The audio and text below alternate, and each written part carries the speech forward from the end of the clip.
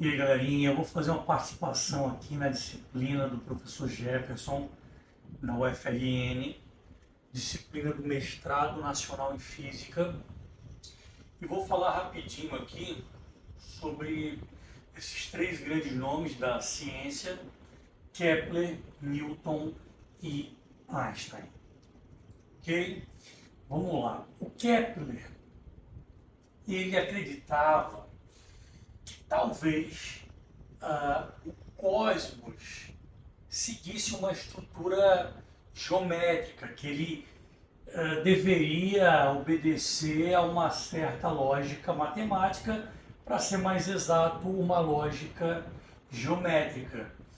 E, em determinado momento da história, o Kepler justificou a existência dos planetas conhecidos até aquele momento. É muito importante destacar que naquele momento do Kepler eram conhecidos 6 planetas. Apenas 6 planetas, não esqueçam disso, tá? Esse é um detalhe muito importante. Urano e Netuno só foram descobertos posteriormente. Ao longo dessa apresentação, inclusive, eu vou falar sobre a descoberta de Urano e Netuno e, sem dúvida, é um ponto importante aqui da sequência que eu vou discutir com vocês. Então, repetindo, eram conhecidos 6 planetas. E o Kepler, tentando justificar por que eram 6, ele criou uma ideia baseada nos 5 sólidos de Platão. Repetindo, não esqueçam, eram conhecidos 6 planetas e ele criou uma ideia baseada nos 5 sólidos de Platão. Ou seja, como eu disse, ele tentava dar uma explicação para a natureza, para o universo, baseada na geometria. Vamos lembrar rapidinho aqui quais são os 5 sólidos de Platão. Eu tenho certeza que esse aqui ninguém esquece. Normalmente a gente chama de pirâmide, né? O tetraedro. Esse verdinho aqui também ninguém esquece.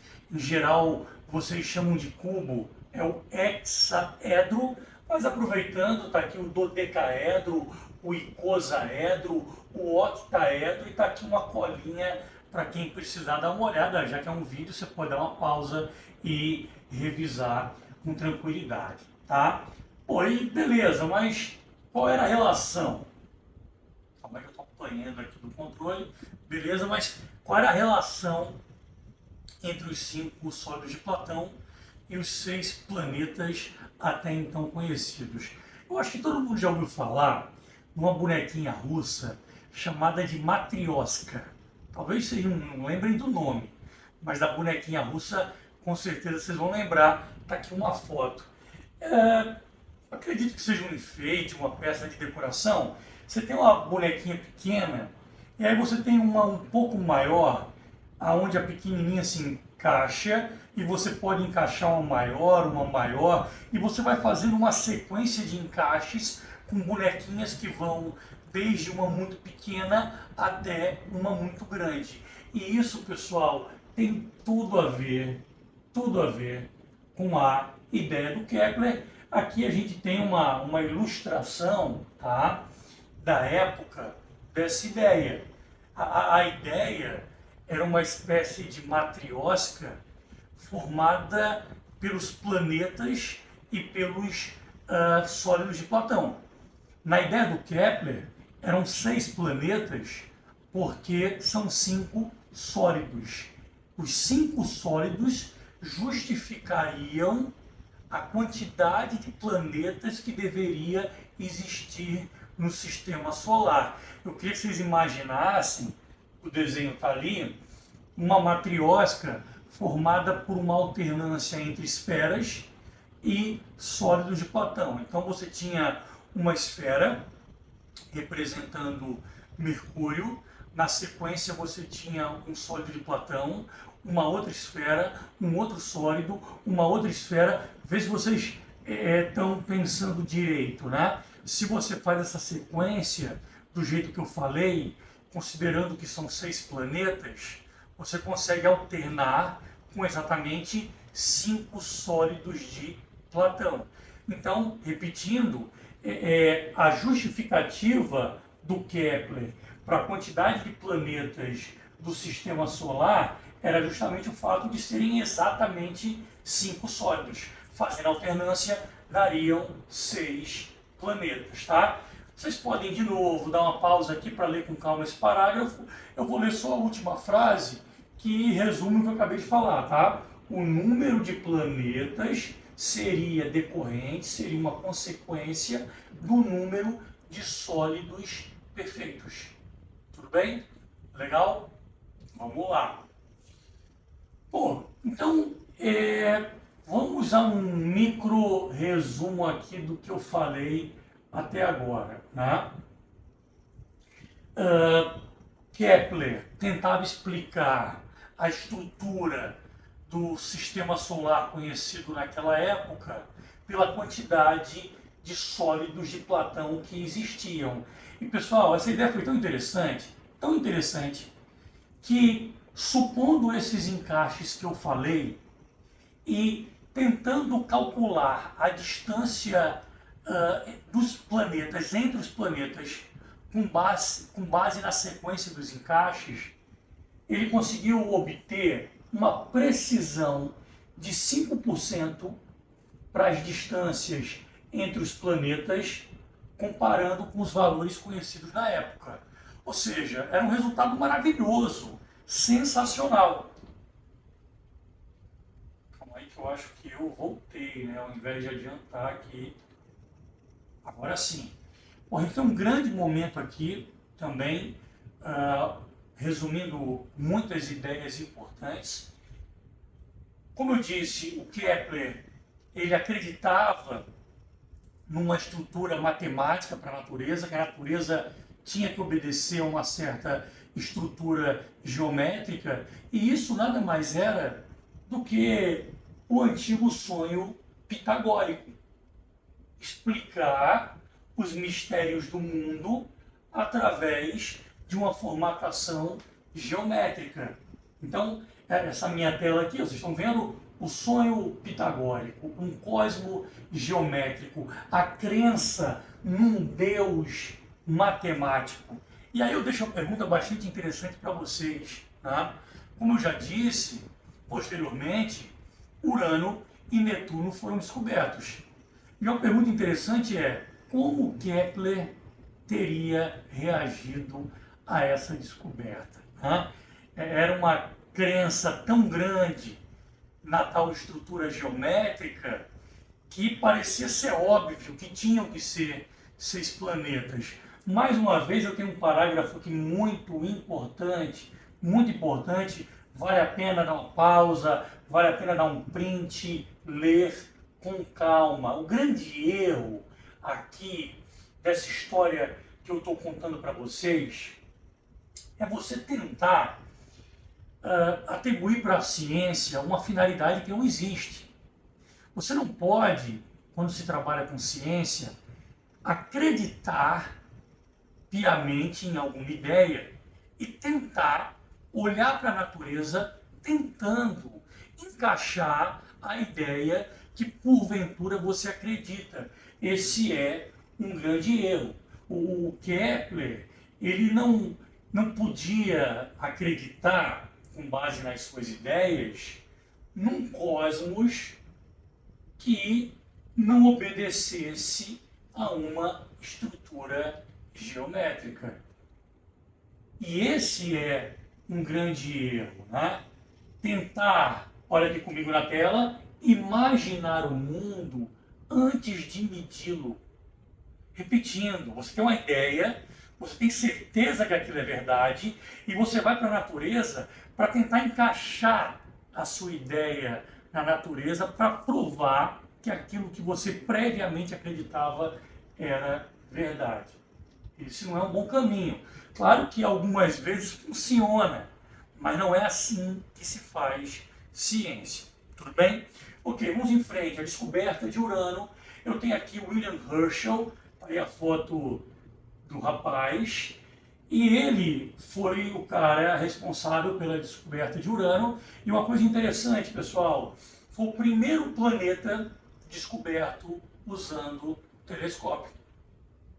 Então é, sem dúvida, um marco na história da física, um marco na história da ciência. Aqui eu tenho um resuminho sobre a gravitação de Newton, o nosso próximo grande personagem. Não vou entrar em detalhes sobre o resumo, mas vocês podem, sem dúvida, dar uma pausa e fazerem a leitura com calma.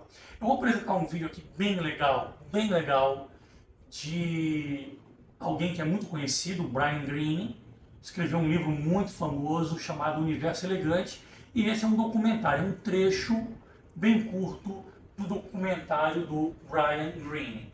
Antes que alguém queira me dar uma flechada, ele vai falar rapidamente aqui sobre a famosa história da maçã, que algumas pessoas acreditam que teria caído na cabeça do Newton. Eu não vou aprofundar nesse ponto, isso já vale um outro vídeo, tá? Inclusive, se vocês quiserem um vídeo sobre a tal da maçã, comenta aí, coloca aí nos comentários, que sem dúvida eu vou gravar com muito gosto. Mas vamos ver esse vídeo aí, bem legal. Muito antes de Einstein, a busca de unificação começou com o acidente mais famoso da história da ciência. Diz a história que um dia, em 1665, um jovem estava sentado debaixo de uma árvore, quando de repente ele viu uma maçã cair de cima. E com a queda daquela maçã, Isaac Newton revolucionou nossa compreensão do universo. Em uma proposta audaciosa para seu tempo, Newton proclamou que a força que puxa as maçãs para o solo e a força que mantém a Lua em órbita em volta da Terra eram, na realidade, a mesma. Com uma maçã caída, Newton unificou o céu e a Terra em uma única teoria, que ele chamou de gravidade. A unificação do celeste com o terrestre, as mesmas leis que governam os planetas e seus movimentos governam as marés e a queda das frutas aqui na Terra. Era uma unificação fantástica da nossa compreensão da natureza. A gravidade foi a primeira força a ser compreendida cientificamente, embora mais três se seguissem depois. E embora Newton tenha descoberto essa lei da gravidade há mais de 300 anos, suas equações descrevendo essa força fazem previsões tão precisas que ainda hoje fazemos uso delas. Na verdade, os cientistas não precisam de nada mais do que as equações de Newton para orientar a rota de um foguete que levou o homem à Lua. Um grande momento aqui que me interessa nessa apresentação do vídeo é o seguinte: hoje em dia, a gente sabe que a força da gravidade, como pensada pelo Newton, simplesmente não existe. E a grande pergunta que alguém pode fazer é: se vocês sabem que a força da gravidade, na forma como pensada por Newton, não existe, por que até hoje vocês usam essa ideia? Isso é muito legal. A grande resposta é: a gente usa porque funciona. É uma ideia muito simples e ela funciona.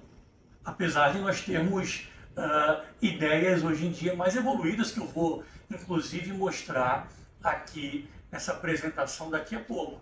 Como dito no vídeo, quando a gente quer lançar um foguete para a Lua, a gente lança pensando na ideia original do Newton. E tudo vai dar certo. O foguete vai chegar até a Lua, a gente vai conseguir trazê-lo usando uma ideia que a gente sabe não ser uma ideia real ao pé da letra. Mas tudo bem, sem spoilers, a gente vai chegar lá no momento oportuno. Antes disso, vamos falar aí sobre uma consequência, inclusive, dessa teoria, a descoberta de Netuno. Matemáticos, analisando o movimento de Urano, perceberam que havia algo estranho.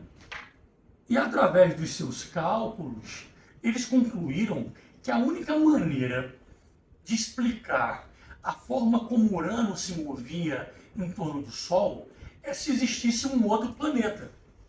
Aqui nós temos os dois matemáticos em questão, John Cook Adams e Urbain Le Verrier, Repetindo, através dos cálculos, concluíram que deveria existir um planeta pós-Urano e alguém, em algum momento, teve a missão de tentar provar se aquilo era verdade. Os caras fizeram o cálculo, pô, se o planeta realmente existe, ele deve estar no momento tal, na posição tal. E alguém foi tentar observá-lo. Aqui eu tenho um esquema simples, tá? Representando os planetas do Sistema Solar. Então, está aqui Netuno. O Netuno geraria uma atração gravitacional sobre Urano, perturbando o seu movimento em torno do Sol. Aqui eu tenho uma imagem mais evoluída, tá? Coloquei inclusive para vocês a fonte, para quem quiser dar uma olhadinha na internet. Então nós temos aqui Urano, nós temos aqui Netuno, e nós temos aqui o vetor velocidade de Urano antes da oposição entre os dois e o vetor velocidade após a oposição. Então, a interação gravitacional entre eles altera a direção e sentido do vetor velocidade, consequentemente gerando uma variação do momento linear do planeta. Através desses cálculos foi que os caras concluíram que deveria existir um outro planeta, que é Netuno. Aqui mais uma imagem bem bonita, né, da mesma fonte, para quem quiser dar uma olhada. E agora sim, pessoal, a descoberta de Netuno. A produção cometeu um erro aqui da Urano, mas a descoberta de Netuno, que é Urano eu já tinha falado. Está aí o responsável pela observação, Johann Gale. Repetindo então, dois matemáticos, eu já tinha falado, através de seus cálculos, concluíram que o planeta deveria existir. Através dos cálculos, fizeram a previsão de onde o suposto planeta estaria. E o astrônomo Johann Gale teve a missão de provar que eles estavam corretos. E agora sim, chegando aí o nosso último personagem dessa apresentação, cujo objetivo era fazer o link Kepler, Newton, Einstein. Pessoal, coloquei aqui dois pontos em destaque nessa tela. Todo mundo sabe que o Einstein é famoso pela teoria da relatividade e um dos pontos dessa teoria é que nada no universo pode se mover mais rápido do que a luz no vácuo. Então eu escrevi aqui para vocês na tela: a velocidade limite do universo é a velocidade da luz no vácuo. Lembrem disso. O segundo ponto, a curvatura do espaço-tempo, eu vou entrar em detalhes daqui a pouquinho. Pô, olha aí esse meu vídeo, pessoal, olha só que legal. A discussão era o seguinte: o que aconteceria com os planetas do Sistema Solar se num passe de mágica o Sol desaparecesse? Olhem o vídeo aí. O que vocês viram? Não interessa o motivo, tá, pessoal? Se num passe de mágica o Sol desaparecesse, com base na teoria newtoniana, automaticamente os planetas deveriam sair pela tangente. Isso, inclusive, tem a ver com a teoria de Newton e tem a ver com a primeira lei de Newton também. Né? Por quê? Porque se um corpo está em movimento, a tendência dele é MRU, movimento retilíneo uniforme, a menos que uma força externa atue sobre ele. Então, originalmente, os planetas estariam em órbita devido a uma força externa, que nada mais seria do que a força gravitacional gerada pelo Sol, com base na teoria do próprio Newton. Essa força manteria os planetas em órbita. Então, nessa minha experiência mental aqui, se o Sol de repente deixasse de existir, automaticamente, eu disse automaticamente, os planetas deveriam sair pela tangente. Pessoas, essa ideia agride a teoria da relatividade do Einstein. Por quê? Porque eu teria uma informação se propagando mais rápido do que a velocidade da luz. Se o Sol desaparece e instantaneamente o planeta Terra sai pela tangente, essa informação gravitacional foi transmitida mais rápido do que a velocidade da luz. Todo mundo sabe quanto tempo a luz demora para sair do Sol e chegar ao planeta Terra? Não está escrito aqui, mas com certeza vai aparecer num próximo slide. A luz, que tem a velocidade limite do universo, para sair do Sol e chegar à Terra, ela leva 8,42 minutos. Então, vê se todo mundo entendeu. Nessa minha experiência mental, se o Sol desaparecesse, a última luz emitida por ele demoraria 8,42 minutos para chegar na posição original do planeta Terra. Mas, com base na teoria de Newton, a Terra já teria sentido a ausência do Sol instantaneamente. Não pode acontecer. Com base na teoria da relatividade, nada pode se propagar mais rápido do que a luz no vácuo, com uma velocidade maior do que a velocidade da luz no vácuo. Então, Einstein concluiu que simplesmente a força gravitacional, no formato pensado por Newton, não poderia existir. Só que, como eu já disse antes, já dei um spoiler, existe um sério problema aí, porque essa teoria funciona muito bem. E, além de tudo, ela é muito simples. Muito simples. Mas tudo bem, vamos com calma para não dar muito spoiler. Olha de novo esse desenho. A Terra girando em torno do Sol. Beleza. Daqui a pouco o Sol vai sumir. Desenho lindo, maravilhoso. Tudo bem, não sumiu, mas está representando aí a luz, né? Partindo do Sol até a Terra. Então, nesse trajeto, como eu já tinha dito, está escrito aqui embaixo dessa vez, a luz gasta 8,2 minutos. Agora sim, o Sol sumiu, então o último raio de luz emitido para chegar na posição original do planeta Terra demoraria 8,42 minutos. Porém, com base na teoria newtoniana, antes desse último feixe de luz emitido chegar aqui, olha só, a Terra já teria saído pela tangente muito tempo antes. Não pode acontecer. Com base na teoria da relatividade, não pode acontecer. Ok. E aí, qual foi a grande solução do Einstein para isso? Segundo Einstein, existe o universo é como se fosse um lençol esticado. Se imagine duas pessoas esticando um lençol, uma de cada lado. Isso é o espaço-tempo. Agora, pessoal, imaginem que alguém pegasse uma bola de basquete e colocasse sobre esse lençol esticado. Pô, com a presença da bola, o lençol iria deformar. Essa deformação a gente chama de curvatura no espaço-tempo. Tudo bem? Então,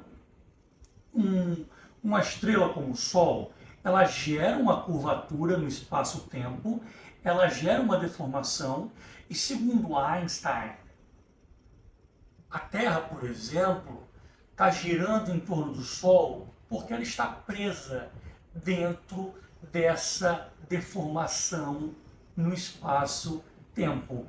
E olha como essa teoria é maravilhosa. Se liga nessa minha analogia. Quando alguém senta num sofá, o sofá deforma. E nesse caso eu queria que vocês pensassem que a superfície do sofá é o espaço-tempo, ok? Quando a pessoa sai do sofá, quando a pessoa levanta, a deformação ela se mantém um certo tempo. Mas aos poucos ela vai desaparecendo, desaparecendo, desaparecendo, até que a superfície volte ao seu formato original. Então, eu queria que vocês retomassem a experiência que eu propus. Suponhamos que, de repente, não interessa o motivo, o Sol desaparecesse. Pensando agora do jeitinho do Einstein, o Sol desaparece. Será que a curvatura que ele gerava, a deformação que ele gerava no espaço-tempo desaparece instantaneamente? Não. Lembra da minha analogia com o sofá. Aos pouquinhos essa deformação ela vai sumindo. Então, o planeta Terra não sairia pela tangente instantaneamente. Demoraria um certo tempo, o tempo da deformação desaparecer. E olha só que legal, vamos ver se vocês pegaram a ideia. Presta atenção.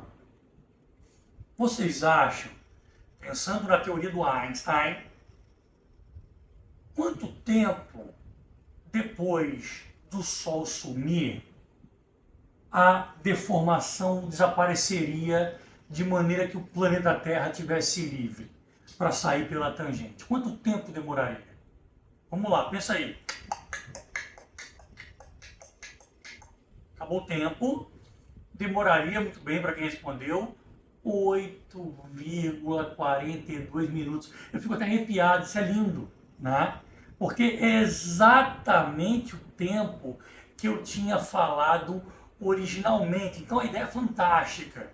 Eu não sei se você que está assistindo aí já estudou essa teoria, mas pessoal, a matemática dessa teoria é algo fora do normal. O desgaste pessoal, físico, mental que o Einstein teve ao longo da matemática, da construção matemática dessa teoria, foi gigantesco.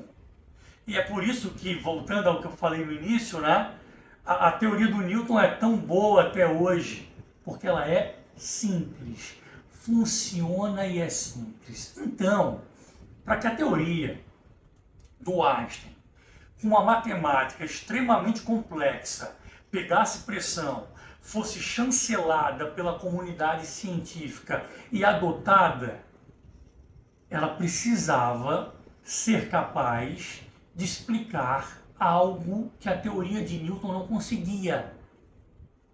Esse era o desafio.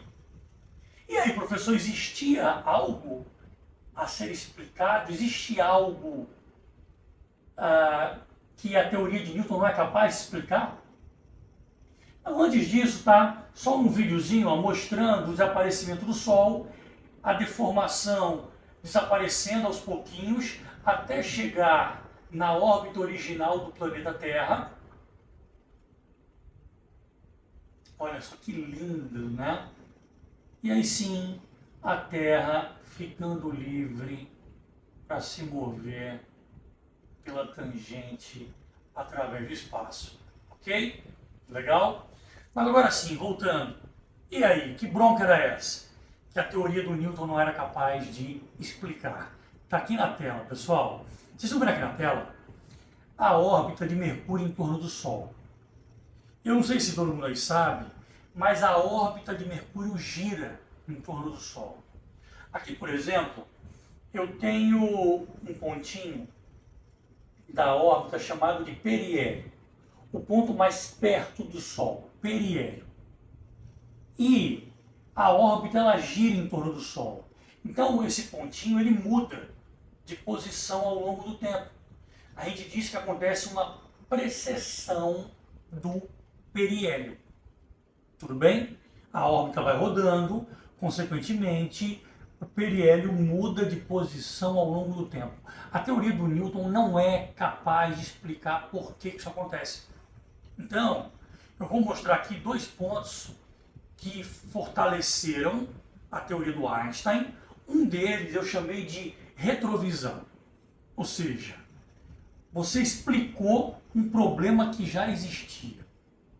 O outro eu chamei de previsão. Você disse que com base na teoria tal coisa deveria acontecer e posteriormente foi comprovado que isso era verdade. Ok? Eu não sei se todo mundo já viu esse termo, mas é um termo que eu já vi em alguns livros e eu particularmente gosto muito. O pessoal fala sobre a rosácea de Mercúrio. O fato da órbita girar em torno do Sol desenha uma flor que vocês estão vendo aqui na tela, uma rosa.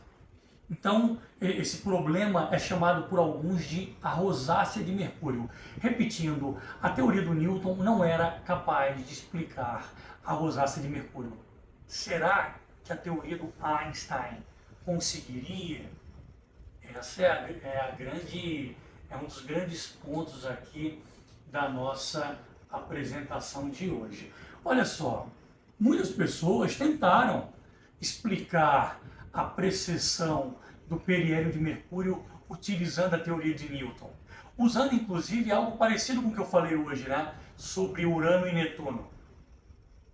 A órbita ela sofre uma anomalia porque existe um planeta que gera essa anomalia.